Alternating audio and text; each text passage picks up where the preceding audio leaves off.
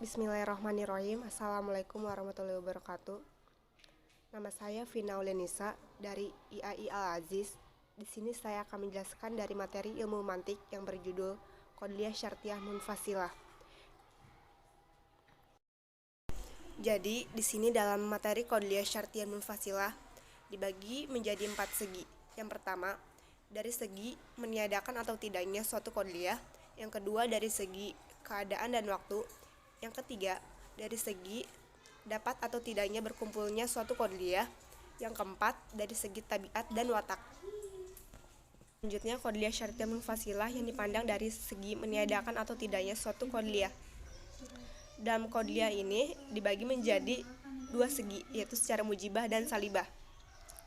Nah, dalam segi mujibah, qadliyah syartiyah mengandung hukum pertentangan antara muqaddam dan ta'linya. Contohnya, bilangan itu kalau tidak genap ya pasti ganjil. Jadi di sini kita bisa mengerti bahwa bilangan itu tidak selamanya genap dan bilangan itu tidak selamanya ganjil. Oke, lanjut. Yaitu qadliyah syartiyah munfasilah yang dipandang dari segi salibah. Qadliyah yang mengandung hukum ditiadakannya pertentangan antara muqaddam dan ta'linya. Contoh, tidaklah warna itu kalau tidak merah ya putih, karena masih ada warna yang lain. Oke, lanjut yang kedua, yaitu qadliyah syartiyah munfasilah yang dipandang dari segi keadaan dan waktu. Jadi dalamnya yang dihukumi baik itu ada pertentangan dengan muqaddam dan ta'linya atau tidak, maka qadliyah syartiyah munfasilah terbagi menjadi 4 macam, yaitu secara maksuhah, kuliah, juz'iyah, dan muhmalah. Oke, kita lanjut yang pertama, yaitu maksuhah. Yaitu dalam qadliyah syartiyah munfasilah dari segi maksuhah, qadliyah mengandung hukum pertentangan antara muqaddam dan ta'linya, atau tidak ada pertentangan antara keduanya dalam keadaan tertentu. Contoh, langit sekarang itu bisa jadi terang, bisa jadi mendung.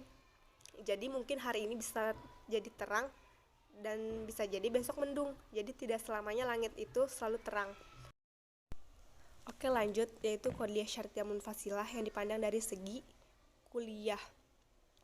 Oke, di sini dalam segi kuliah, qadliyah mengandung hukum pertentangan antara muqaddam dan ta'li, atau tidak ada pertentangan antara keduanya dalam seluruh keadaan dan waktu tertentu. Contoh, selamanya bilangan itu mungkin genap atau ganjil. Jadi sudah pasti dimanapun berada pasti 1 itu selalu ganjil dan 2 itu pasti selalu genap. Selanjutnya itu qadliyah syartiyah munfasilah yang dipandang dari segi juz'iyah. Dalam qadliyah ini yaitu mengandung hukum pertentangan antara muqaddam dan ta'li, atau tidak ada pertentangan antara keduanya dalam sebagian dan waktu yang tidak tertentu. Contoh, terkadang ada kalanya udara itu dingin atau tidak dingin. Jadi tidak seluruh keadaan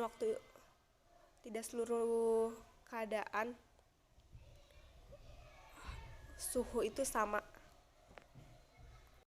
Oke, selanjutnya yaitu qadliyah syartiyah munfasilah yang dipandang dari segi muhmalah. Nah, di sini dalam segi muhmalah, qadliyah mengandung hukum pertentangan antara muqaddam dan ta'li, atau tidak ada pertentangan antara keduanya. Namun dalam memberikan hukum tidak terdapat keadaan dan waktu tertentu. Contoh, ada kalanya manusia itu ada yang bodoh dan ada yang pintar. Jadi tidak semua manusia itu terlahir dalam kecerdasan yang lebih, dan pasti ada juga dia terlahir dalam memiliki kecerdasan yang kurang. Oke, selanjutnya itu qadliyah syartiyah munfasilah yang dipandang dari segi dapat dan tidaknya berkumpulnya suatu qadliyah. Nah, yang pertama di sini ada mani'atul hulwi wal jam'i. Nah, dalam qadliyah di sini 2 qadliyah yang tidak mungkin terjadi sekaligus, namun jika ada keduanya maka tidak akan mungkin terjadi. Nah, contohnya di sini ada kalanya Zaid itu hidup dan ada kalanya mati. Nah, apabila Zaid itu hidup, pasti Zaid akan mati. Dan mati itu tidak akan terjadi jika Z itu tidak hidup. Oke, lanjut. Selanjutnya ada mani'atul hulbi.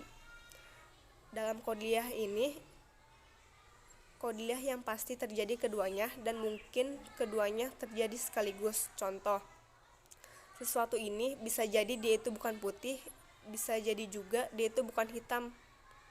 Jadi putih dan hitam itu tidak bisa terjadi sekaligus. Oke, lanjut. Yaitu ada mani'atul jam'i. Di sini dalam kodiyah ini, kodiyah yang tidak boleh terjadi keduanya atau tidak bisa terjadi keduanya. Contoh, sesuatu ini bisa jadi dia itu putih, bisa jadi dia juga hitam. Oke, selanjutnya itu yang keempat, yaitu kodiyah syartiyah munfasilah yang dipandang dari segi zat atau wataknya. Nah, di sini kodiyah yang bertentangan antara muqaddam dan ta'li, maka kodiyah syartiyah munfasilah terbagi menjadi dua macam, yaitu secara inadiyah dan ittifaqiyah. Nah, dalam kodiyah syartiyah munfasilah dalam segi inadiyahnya, yaitu kodiyah yang kedua ujung kodiyahnya bertentangan atau tidak bertentangan dari segi zatnya. Contoh, manusia itu bisa jadi hidup, bisa jadi mati. Nah, di sini jelas manusia itu bisa hidup dan bisa juga manusia itu mati. Oke, selanjutnya itu kodiyah syartiyah munfasilah yang dipandang dari segi ittifaqiyah. Nah, dalam segi ini suatu kodiyah yang mengandung hukum pertentangan atau tidak ada kedua ujung kodiyah serta pertentangan atau tidak tersebut dari segi zatnya. Contohnya, barang ini bisa jadi itu adalah sebuah tisu, bisa jadi itu adalah barang yang berwarna merah. Oke, sekian dari saya.